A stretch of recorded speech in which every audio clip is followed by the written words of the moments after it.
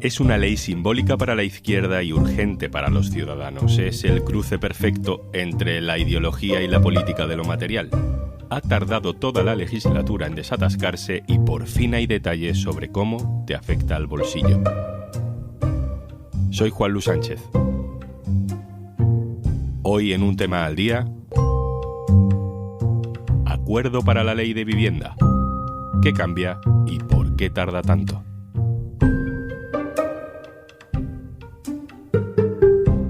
Una cosa antes de empezar. Hola, Juanjo de Podimo, otra vez por aquí. Oye, ¿todavía no has probado nuestra aplicación Podimo? Entra en podimo.es/aldía porque te regalamos 60 días gratis. 2 meses gratis para escuchar los mejores podcasts y audiolibros. En Podimo.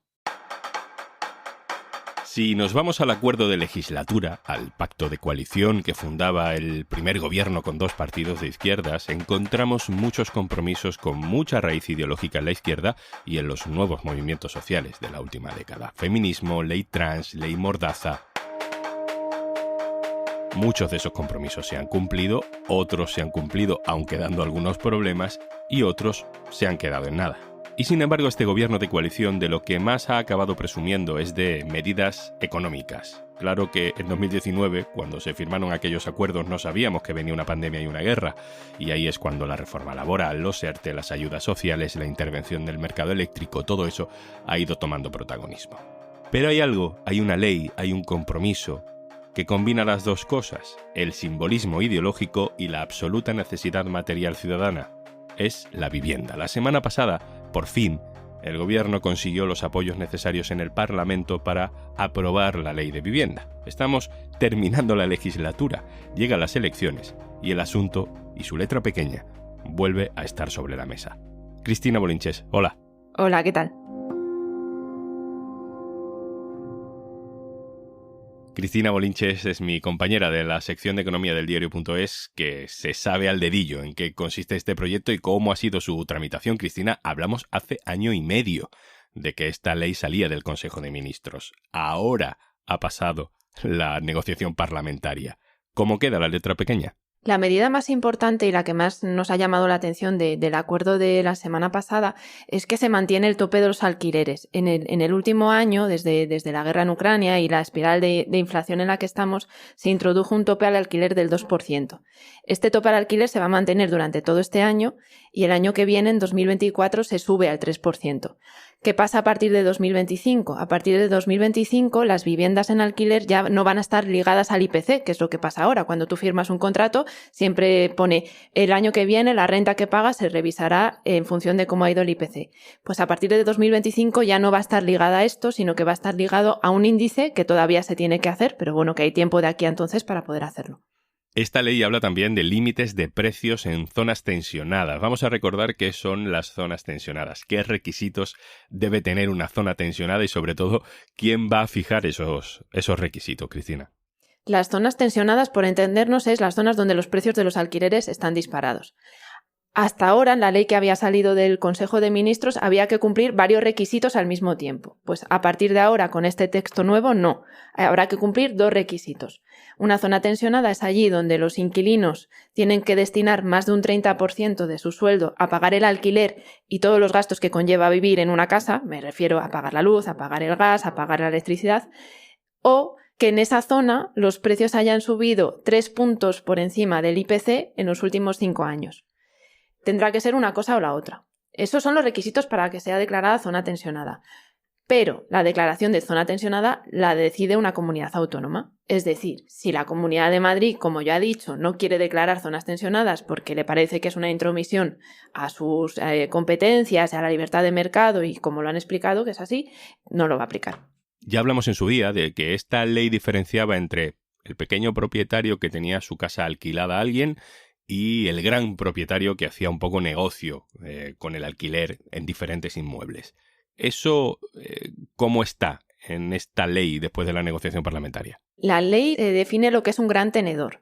Un gran tenedor en el texto anterior era aquel que tenía más de 10 viviendas y era una empresa. Ahora se cambia a todo el que tiene más de 5 viviendas y puede ser una empresa o puede ser un particular. Estos grandes tenedores, la clave es en las zonas tensionadas. En las zonas tensionadas se diferencia entre gran tenedor y pequeño tenedor. Estos últimos tendrán que ligar a partir de 2025 los precios de los alquileres a las rentas anteriores. Es decir, si vuelven a sacar un piso al mercado no podrán subirlo un 25% de golpe. Y los grandes tenedores estarán acotados por un índice de precios que todavía está por hacer. Cristina, ¿sabemos cuánto ha subido el alquiler en todo este tiempo que ha pasado desde que la ley sale del Consejo de Ministros hasta ahora que hay acuerdo en el Congreso? El problema que tenemos con el mercado del alquiler es que los datos van muy despacio y no tenemos excesivos datos públicos de cómo evolucionan los alquileres por comunidades autónomas, por ciudades o por zonas. Nos faltan los datos oficiales. Quiero decir, tenemos datos, por ejemplo, de los portales inmobiliarios que te dicen cuánto ha subido y que nos asustamos cuando entramos e intentamos buscar un piso a ver cómo está por mi barrio, te asustas de cómo crecen, pero realmente no son datos oficiales. El dato oficial que tenemos es el del INE, que lo publicó la semana pasada en los datos del IPC, y ahí dice que en el último año la subida de precios ha sido del 2,1%. Es un año en el que ya hay un límite del alquiler. Desde marzo del año pasado los alquileres ya tienen ese tope del 2%. Sabemos que están subiendo un 2,1%. ¿Cómo está por zonas? No lo sabemos. La realidad también la que tenemos es cualquiera que esté buscando un piso o que esté buscando un alquiler es que los precios están subiendo y que esa condición también que estábamos hablando de que propone esta ley que no se pague más del 30% de tu sueldo en el alquiler, muchas veces no se cumple. Aclaremos algo. Hay acuerdo para la ley, pero eso no significa tampoco esta vez que la ley esté en vigor, ni tampoco que tengamos muy claro cuándo la vamos a ver aplicada. Explícanos esto, porque el calendario es desesperante. La ley tiene que aprobarse en el Congreso en las próximas semanas, creemos que va a salir antes de las elecciones municipales, y luego tendrá que aplicarse por las comunidades autónomas, que son las que tienen las competencias en vivienda. Entonces, ese tope de los alquileres del 2% actual, del 3%, ese va a seguir, pero la declaración de zona tensionada, eso lo tiene que hacer cada comunidad autónoma, entonces pues vamos a ir viendo, a ver qué efecto tiene, si realmente frena la espiral de los alquileres o no.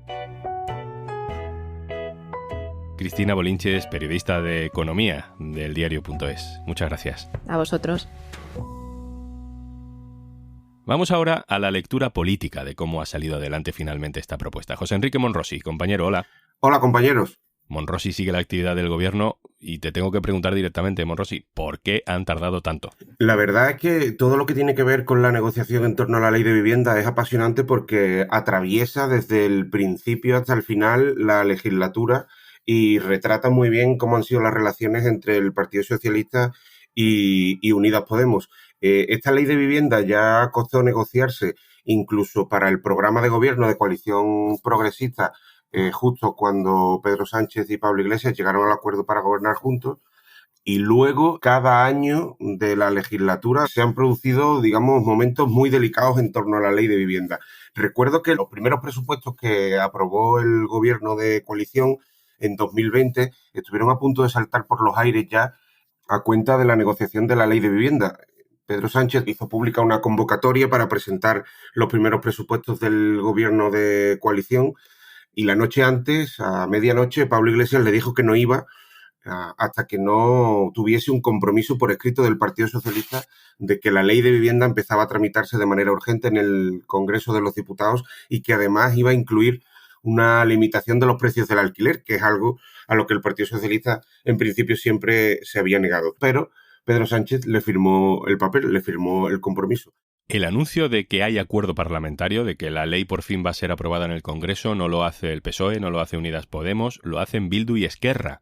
¿Por qué los partidos del gobierno ceden protagonismo en este caso? Bueno, si os dais cuenta, ese protagonismo ha tenido muy pocas horas de vigencia porque apenas 48 horas después de que los diputados de Esquerra y Bildu en el Congreso saliesen a anunciarlo, pues el presidente del gobierno ha salido anunciando una medida muy potente también este domingo en la Convención Municipal del PSOE en Valencia, que tiene que ver además con una demanda de sus aliados parlamentarios y también de sus propios socios de gobierno de Unidas Podemos y una demanda a la que hasta ahora el Partido Socialista se había opuesto, que los pisos pertenecen a la Sareb, al denominado Banco Malo, pues sean pisos públicos de asequible de acceso para la ciudadanía, especialmente para las familias vulnerables y para las personas jóvenes. Quiero decirte con esto que es verdad que políticamente tanto Esquerra Republicana como Bildu habían reclamado ese protagonismo a la hora de negociar para poder apuntarse un tanto muy importante políticamente a las previas de unas elecciones municipales y autonómicas, y el gobierno se lo había concedido, y por eso salieron el otro día a anunciarlo en el Congreso los diputados de Esquerra y Bildu. Pero, como te decía, en ese golpe de efecto del presidente en apenas 48 horas, pues vuelve a poner el foco en el Partido Socialista, un anuncio que, por cierto, evidentemente en el contenido gusta a Unidas Podemos, pero que ha molestado un poco que el presidente del gobierno y el Partido Socialista ahora intenten apropiarse de una medida a la que hasta ahora se habían opuesto. Esta ley en realidad la tienen que aplicar las comunidades autónomas y los ayuntamientos, que son los que tienen las competencias de ese tipo en vivienda. En poco más de un mes hay elecciones municipales y elecciones autonómicas en casi toda España, y es ahora, justo ahora, cuando se ha desatascado todo esto. Casualidad no lo creo, ¿no, José? Yo creo que ha tenido una influencia decisiva junto con otros factores, evidentemente en campaña electoral, y además en una campaña electoral en la que parece, contra lo que opinaban algunos y contra lo que vaticinaban algunos, parece que va a estar todo muy reñido, que va a depender de muy pocos votos para poder otorgar la victoria al Partido Socialista o al Partido Popular o a cualquiera de los dos bloques. En un escenario tan reñido, evidentemente el despliegue de políticas por parte de los gobiernos que ayuden a movilizar a su electorado, pues es un ingrediente fundamental de cualquier campaña electoral. Dicho esto, yo creo que hay un factor también de intentar mandar por parte del Partido Socialista y por parte del gobierno en su conjunto un mensaje de que, a pesar del choque frontal y la batalla campal en lo que se convirtió el gobierno de coalición en los últimos meses, en las últimas semanas, a cuenta de la reforma del solo sí es sí, a pesar del problemón que tiene la izquierda ahora mismo con también el enfrentamiento entre Yolanda Díaz, su plataforma Sumar, con Podemos, yo creo que el intento del presidente del gobierno y del gobierno en su conjunto es el de lanzar un mensaje de que la coalición sigue teniendo vigencia y sigue gobernando, y que aún tiene la capacidad de producir políticas de izquierda que favorezcan a la mayoría de la gente. Hubo también un fracaso hace pocas semanas, que es la constatación de que no va a salir adelante la reforma de la ley Mordaza, una de las principales promesas también del gobierno de coalición, y por tanto yo creo que se juntaban todos los factores para que los partidos del gobierno y los socios del Ejecutivo en el Congreso pues se pusiesen de acuerdo para sacar adelante la ley de vivienda. Y como estamos viendo, además lo dicen todas las encuestas, la vivienda es una de las principales preocupaciones de la ciudadanía, y de manera muy transversal, da igual que uno viva de alquiler o que tenga una hipoteca, que sea joven o que sea mayor, el acceso a la vivienda es un problema seguramente generalizado para la población. El Partido Socialista ha localizado este tema, y de ahí también el anuncio, como decíamos antes, del presidente del gobierno este domingo, pues volcándose ahora en la política de vivienda y en concreto en el alquiler. Monrosi, ¿y el PP? ¿Qué va a hacer el PP en las comunidades autónomas o en los ayuntamientos donde gobierna y donde va a tener en su mano una ley como esta que permitiría limitar el precio de los alquileres?